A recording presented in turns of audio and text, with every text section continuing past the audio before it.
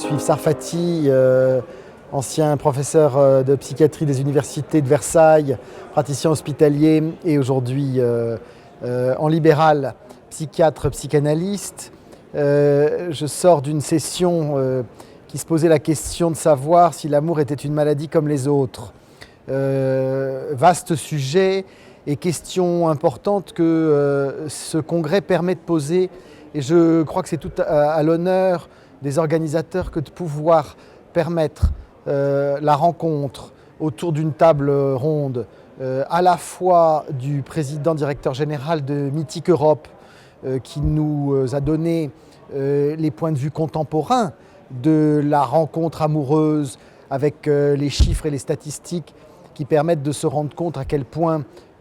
cette technique en 20 ans est entrée dans les mœurs. On le sait de manière intuitive, mais le chiffre est parlant puisque un Français sur deux connaît quelqu'un qui s'est rencontré par les applications de rencontres. Un couple, dans une définition un peu réduite, de 3 mois de rencontre. Mais enfin, la rencontre a eu lieu après 3 mois, on peut le dire. En présence, dans cette table ronde, de Sophie de Mijola-Mellor, psychanalyste freudienne, de Françoise Gorog, psychanalyste lacanienne, si tant est que ces appellations aient du sens, étant entendu qu'elle renverrait plutôt à des chapelles qui se tournent le dos, alors qu'au congrès de l'encéphale, elles se rencontrent et elles dialoguent de manière à pouvoir apporter un éclairage psychiatrique, psychanalytique, sociologique et neuroscientifique sur l'amour. J'ai pour ma part évoqué la question de savoir si l'amour était plus tactile quand il était moins digital. Punchline d'un graffeur qui, sur les murs de Paris, l'affirme. L'amour était plus tactile quand il était moins digital.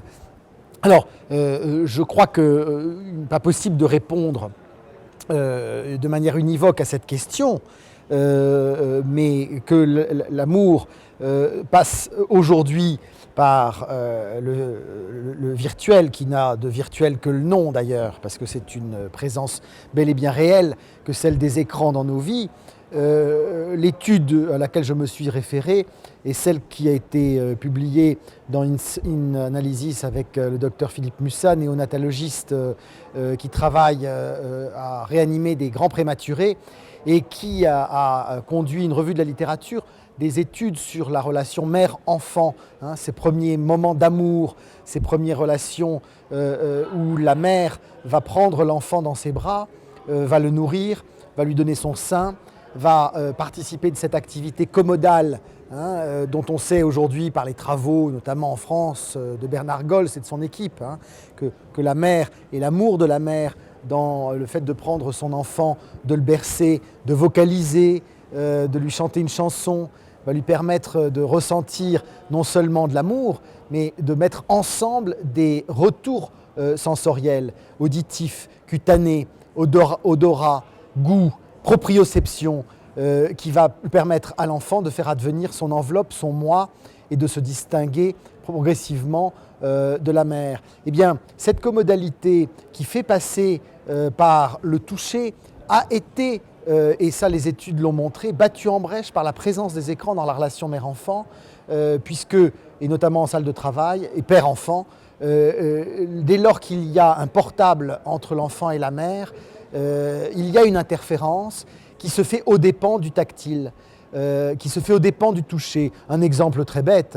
le père qui, à la naissance de son enfant en salle de travail, plutôt que de prendre son enfant dans les bras, va le filmer. On est aujourd'hui obligé de dire au père, mais prenez votre enfant, touchez-le, caressez-le, parce que la tentation est grande de le filmer plutôt que de le toucher. Où on voit que la pulsion scopique prend le pas sur la pulsion haptique, et vient mettre en péril et déséquilibrer cette commodalisation qui en passe par le fait de prendre son enfant dans les bras et